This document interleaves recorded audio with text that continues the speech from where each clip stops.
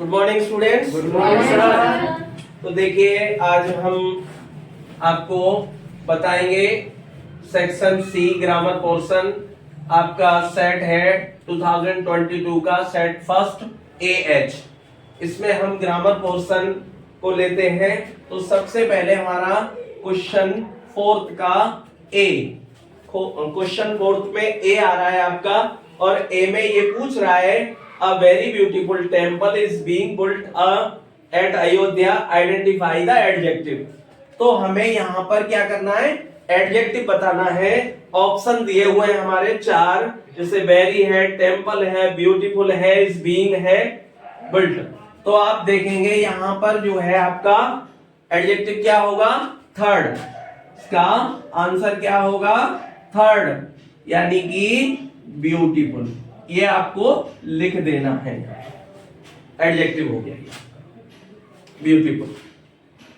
Ayodhya, identify adjective. तो यहां पर आंसर देने के लिए हमें ये हाईलाइट करना है कि एडजेक्टिव पूछा जा रहा है, और आंसर जब लिखे तो आंसर के सामने हमें एडजेक्टिव शो कर देना है, ब्यूटीफुल। इसी प्रकार से क्वेश्चन नंबर बी आ गया हमारे पास। अब बी क्वेश्चन में क्या पूछा जा रहा है, the sky grew dark, identify the bird. अब इसमें भी ऑप्शन दिए हुए हैं आपके चार। तो डार्क दिया है, स्काई दिया है, दी दिया है, ग्रू दिया है। तो यहां पर आंसर लिखेंगे और यहां वर्ब शो कर देंगे, और यहां पर लिख देंगे वर्ब।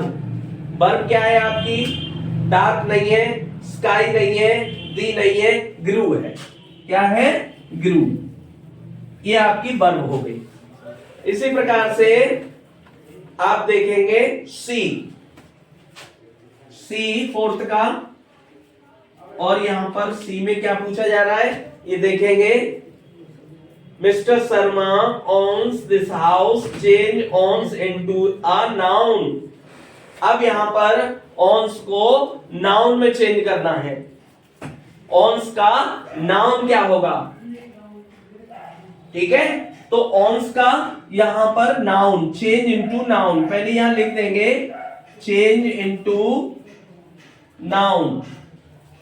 अब नाउन क्या होगा ओन्स का, वो लिखना है। तो ओन्स का नाउन अपना, स्वयं का। तो यहां पर देखिए माइन भी आता है। क्या आता है, माइन, सेल्फ के लिए माइन, ठीक है। ओन्स का ये नाउन में आ जाता है। इसी तरह से आप देखेंगे क्वेश्चन डी।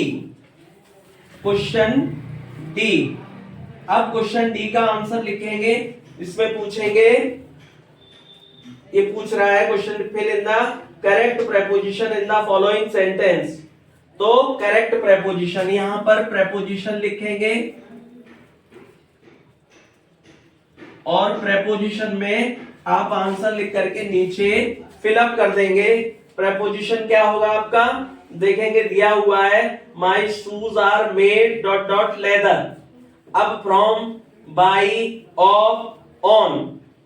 तो मेड ऑफ कि मेड फ्रॉम, मेड ऑफ। यहां पर ये प्रेपोजिशन आ गई।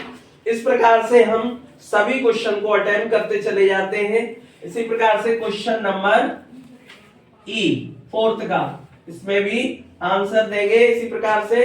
और क्या पूछ रहा है, it is raining heavily, change the sentence into present perfect continuous tense में। अब ये सिलेक्ट करना है प्रेजेंट परफेक्ट कंटिन्यूअस कौन सा होता है, इसमें समय दिया होता है। तो देखिए इट वाज रेनिंग हैवीली नहीं है, इट रेन्ड हैवीली नहीं है, it has been raining heavily. तो क्या होगा, it has been raining heavily. ये आपका आंसर हो गया। इस प्रकार से हम सभी क्वेश्चंस को अटेम्प्ट करते चले जाते हैं। इसी प्रकार से आगे देखेंगे क्वेश्चन नंबर 5। हमने अभी 4 को बताया, क्वेश्चन नंबर 5। अब क्वेश्चन नंबर 5 क्या कहता है, change the following as directed. तो यहां लिख सकते हैं change the following as directed. तो जैसा दिया हो, जैसा डिमांड करता है क्वेश्चन, हमें वैसे ही करना है। अब यहां दिया हुआ है आपका नरेशन ए। अब ए हमें क्वेश्चन नहीं लिखना है, डायरेक्ट बनाना है। अब दिया हो do you know the way to the station, comma inverted comma begin, I said to Ankit. तो आंसर देंगे इसको, आई आस्क्ड अंकित। अब यहां पर स्पीच आपकी कैसी है, इंटरोगेटिव। तो यहां पर इफ आ गया, डूडल्स को आप हटा देते हैं, पता है आपको, हेल्पिंग वर्ब, और देखेंगे यू सेकंड पर्सन है तो अंकित के हिसाब से ही हो जाएगा। और पास्ट इंडेफिनिट है, ये प्रेजेंट इंडेफिनिट है, पास्ट इंडेफिनिट में चेंज कर देंगे तो ही knew the way to the station. ये आपका आंसर हो गया नरेशन का। बट यहां लिख देंगे नरेशन, यहां लिखेंगे जरूर नरेशन है, ठीक है। इसी प्रकार से सेकंड है जिसे चेंज करना है हमको पैसिव वॉइस में, the mouse at the corn. अब इसको पैसिव में बी, अब पैसिव में करना है तो यहां लिख दीजिए पैसिव, और यहां पर बना देंगे पैसिव के रूल। आपको पता है तो देखेंगे पैसिव में क्या करना होता है। 5 रूल आपको अच्छे से मालूम होने चाहिए। सबसे पहले आपको टेंस की जानकारी होनी चाहिए, दूसरा हेल्पिंग वर्ब की जानकारी होनी चाहिए, तीसरा 5 रूल, कर्ता को कर्म में चेंज करते हैं, कर्म को कर्ता में चेंज करते हैं, टेंस के अनुसार हेल्पिंग वर्ब आती है, वर्ब की हमेशा थर्ड फॉर्म आती है, और कर्ता को कर्म में चेंज करते हैं तो बाई से जोड़ते हैं। तो ये ध्यान रखेंगे। तो देखेंगे इसको कैसे चेंज करना है। मैं एक बार आपको बता देता हूं इसको पूरा कंप्लीट करके। ये दिया है द माउस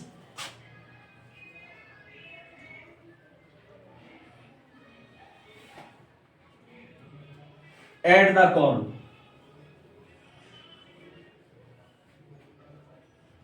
तो यहां पर ये आपका सब्जेक्ट है, ये आपका वर्ब है, और ये आपका ऑब्जेक्ट है। तो यहां देखेंगे बेटे, सब्जेक्ट को हम ऑब्जेक्ट में चेंज करते हैं, ऑब्जेक्ट को सब्जेक्ट में चेंज कर लेते हैं, टेंस के अनुसार हेल्पिंग वर्ब आती है, वर्ब की हमेशा थर्ड फॉर्म आती है। तो देखेंगे द कॉर्न, अब कॉर्न एक वचन तो है नहीं, वर ईटन बाई दी माउस। तो यहां पर मैंने तो आपको तरीका बताया है, बट ये सब प्रोसेस नहीं रखना है। ये आपका आंसर है, ये आंसर है, आपको इतना ही लिखना है। तो आप देखेंगे ये आपका हो गया। इसी प्रकार से पंक्चुएशन। अब देखिए क्वेश्चन नंबर 5 से सी को इसमें क्या पूछा जा रहा है, पंक्चुएशन।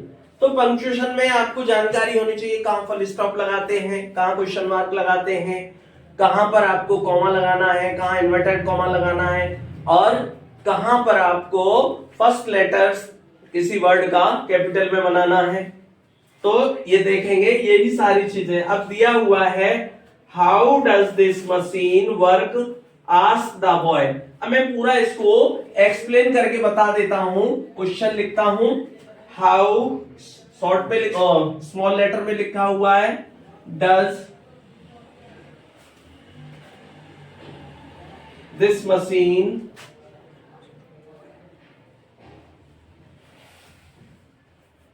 वर्क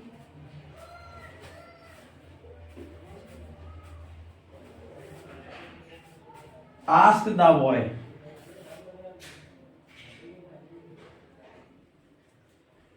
अब यहां पर फुल स्टॉप भी नहीं है। अब यहां पर क्या है, हमें पंक्चुएशन में कन्वर्ट करना है। तो ये नरेशन है, यहां आस्क लगा हुआ है, हमें तुरंत सेंटेंस को देख करके ये जज कर लेना है कि हमारा सेंटेंस है किस प्रकार का। तो यहां पर आप देखेंगे इतना पोर्शन ये ये आपकी रिपोर्टेड स्पीच है, पहले दी हुई है, तो यहां पर इन्वर्टेड कॉमा बिगिन, और यहां पर हाउ कैपिटल से, और यहां डज दिस मशीन वर्क, और यहां question mark inverted comma close, comma asked the boy, और ये फुल स्टॉप। ये आपका पंक्चुएशन हो गया। इस प्रकार से ये आपकी पंक्चुएशन हो गई, ये आपका करेक्ट है। ये ध्यान रखना है, ये नहीं लिखना है, वो तो हमें पेपर में लोड नहीं बनाना है रिटिंग उसका। अब इसी प्रकार से आपका सेक्शन इसी में क्वेश्चन नंबर 5 में डी, फिफ्थ का डी देखिए। अब इसमें क्या पूछ रहा है वो, frame a correct sentence by reordering the words. Reordering क्या है, रीअरेंज क्या है, ये जान ले। रीऑर्डरिंग होता है सेंटेंस को सही से व्यवस्थित करके लिखना, वर्ब को वर्ब के स्थान पर लिखना, सब्जेक्ट को सब्जेक्ट के स्थान पर लिखना, ऑब्जेक्ट को ऑब्जेक्ट के स्थान पर लिखना, उनको उनके स्थान पर रखना ही रीऑर्डरिंग होता है। सो हम इसे पढ़ेंगे, we other at not laugh should. तो देखेंगे इसका आंसर हो जाएगा be should not laugh at others. ये हमारा आंसर हो गया रीअरेंज का। तो यहां लिख देंगे रीऑर्डरिंग या रीअरेंज, लिखेंगे जरूर, ये सभी बहुत जरूरी है, से हमें पता लग जाए। अब यहां पर ये आपका कंप्लीट होता है डी। अब ई में क्या है, फिफ्थ का ई। अब ई में आपको स्पेलिंग कंप्लीट करनी है, correct spelling, complete the spelling. अब यहां पर दिया हुआ है complete the spelling of the following words. अब यहां पर ही, HE डैश, अब यहां पर क्या होना चाहिए, ठीक है। अब यहां पर सोच लेना है हमको, ये दिया हुआ है, मैं एक बार को लिख देता हूं, H डॉट और यहां G और फिर डैश है। अब जितने डैश हैं उतने ही हमारे लेटर आएंगे, उससे ज्यादा नहीं। तो H हाइट की क्या होगी, हाइट आपकी हो जाएगी यहां पर HEIGHT, ये हो गया। तो इस प्रकार से हमारा क्वेश्चन नंबर ग्रामर का फिफ्थ भी कंप्लीट हो